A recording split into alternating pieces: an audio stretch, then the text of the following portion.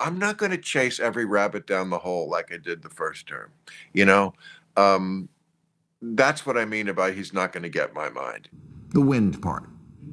Yes, fire is a tough fight out here, and yes, global warming absolutely makes it worse. Bill sees no way around it. He has to admit that former President Donald Trump was right about something. As someone known for criticizing Trump, this moment stands out. Political discussions in America have become so divided that it's rare for anyone to give credit to the other side. But Bill's admission changes the game, sparking a larger conversation about how leaders govern, set priorities, and stay accountable. I did not vote for the winner. We'll see what the winners do now. They won. Now they have reality they have to deal with. We'll see what they do. See if they live up to their word. Trump says he's going to deport 12 million people. How are you going to get 12 million people back into Mexico? And today Trump said, I'm way ahead of you. Why do you think I left so many holes in the wall? Bill Maher has never been shy about sharing his disdain for Trump. Whether on his talk shows or public appearances, Maher has frequently criticized Trump's policies, decisions, and personality. For years, his rhetoric has painted Trump as the quintessential villain of modern politics. However, even Maher couldn't sidestep the reality of certain issues that have proven Trump's perspectives correct. Next up, we dive into Maher's latest commentary, a surprising departure from his usual stance. In a segment on his show, Maher addressed the catastrophic wildfires in California and the policies, or lack thereof, that contributed to the disaster. What struck many viewers was not just Maher's critique of California's leadership, but his acknowledgement of something Trump had said long ago. Bad governance leads to bad outcomes. When asked why so many of the hydrants in the Palisades ran out of water, Governor Newsom said the local folks are trying to figure that out. Yeah, you got to do that before the fire. California has long been plagued by wildfires. These disasters are often attributed to natural causes, like high winds and droughts, exacerbated by climate change. But as Maher pointed out, there's more to the story. Poorly maintained infrastructure, mismanagement of funds, and questionable budget priorities have left the state ill-equipped to handle such crises. What's worse, some policies seem to prioritize appearances over practical solutions. For instance, Maher highlighted how government officials focused more on symbolic gestures, such as diversity and inclusion initiatives, while basic services like maintaining fire hydrants and upgrading power lines were neglected.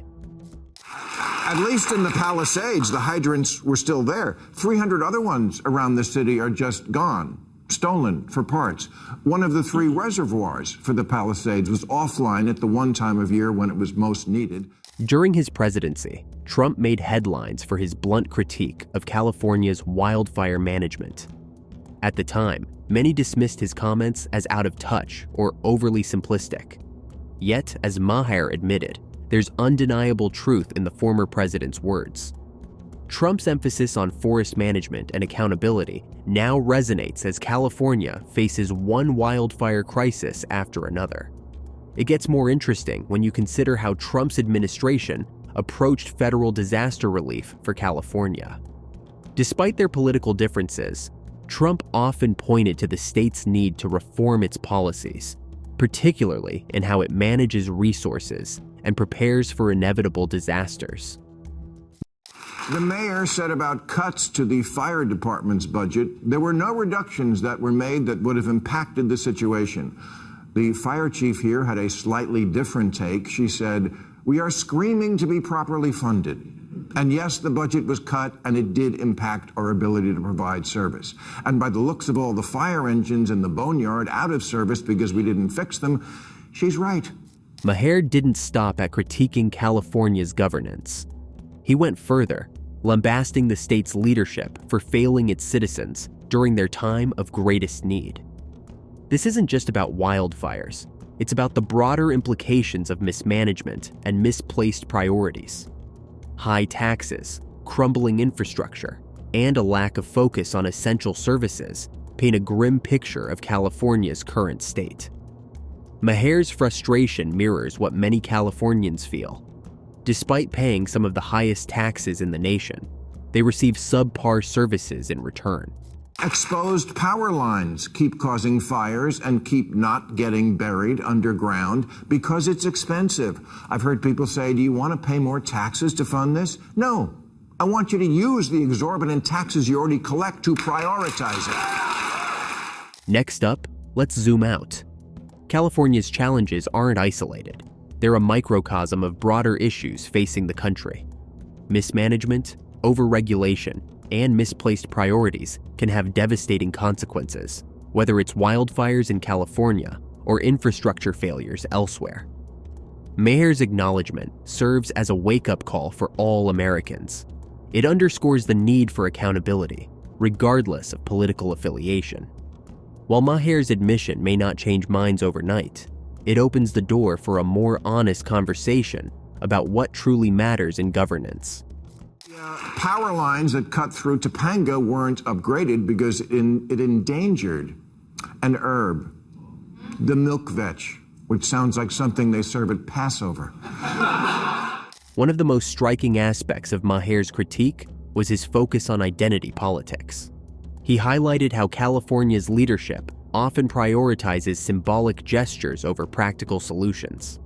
This isn't to say diversity and inclusion aren't important. They absolutely are. But when they come at the expense of essential services, it's a problem. For example, Maher pointed out how firefighting resources were stretched thin, partly because budget cuts left the department ill-equipped. Yet, instead of addressing these issues, leaders seemed more concerned with ticking diversity boxes. So early on, you say that Trump, quote, got the White House again, but he isn't going to get your mind. There are probably a lot of viewers that want to hear what you mean by that and how you want to achieve that. So I'm not going to chase every rabbit down the hole like I did the first term. You know, that's what I mean by he's not going to get my mind. It gets more interesting when you consider how this ties into a broader critique of progressive governance. Maher's comments aren't just about wildfires. They're about the consequences of policies that prioritize ideology over efficiency. This isn't to say all progressive policies are flawed. However, when leaders focus more on appearances than outcomes, it's the citizens who pay the price. And as Maher admitted, Trump's critiques of such policies weren't entirely baseless. He's a kooky guy who says a lot of kooky things, and I'm just not going to pre-hate anything.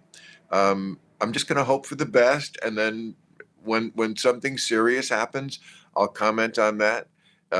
Otherwise, I have new rules and monologue as a place in the show every week to talk about invading Greenland and annexing Canada and other stuff that's perfect for comedy. Another key point Maher raised was the burden placed on first responders. Firefighters, EMTs, and other emergency personnel often go above and beyond to compensate for the government's shortcomings. Yet, they're the ones who bear the brunt of poor planning and underfunding.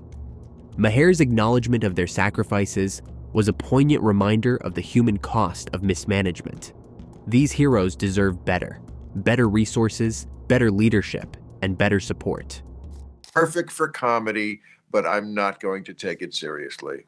So I'm writing an election book, and one of the things I just stumbled on was a monologue you gave in October 2023, in which you warned the Democratic Party of Ruth Bader Biden. You were saying the American people think he's too old.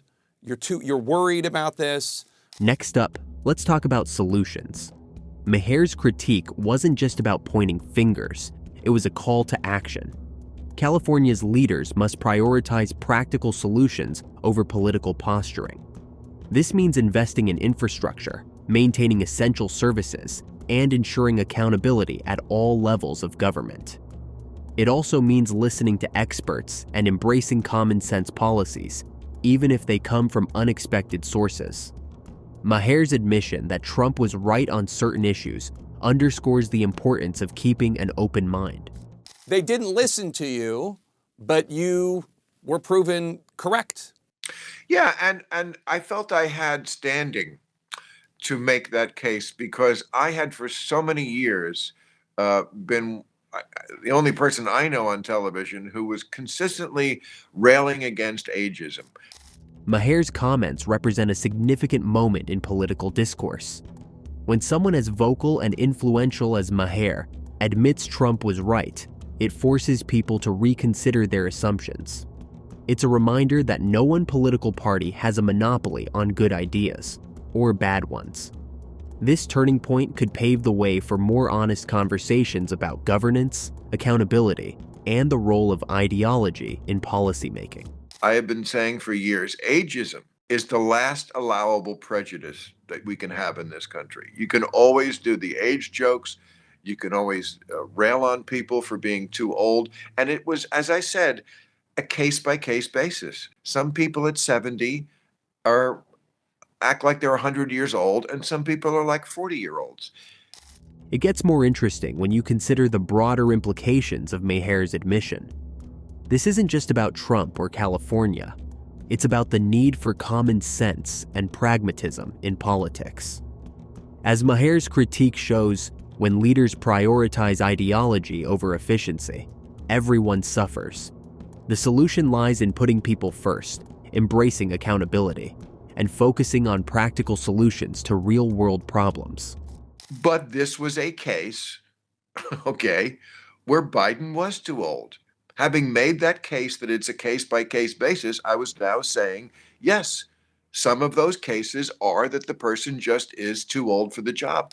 Do you think Bill Maher's admission could lead to more honest conversations in politics? Can moments like this help bridge the divide in today's polarized climate? If you enjoyed this, don't forget to like, comment, and subscribe for more thought-provoking content.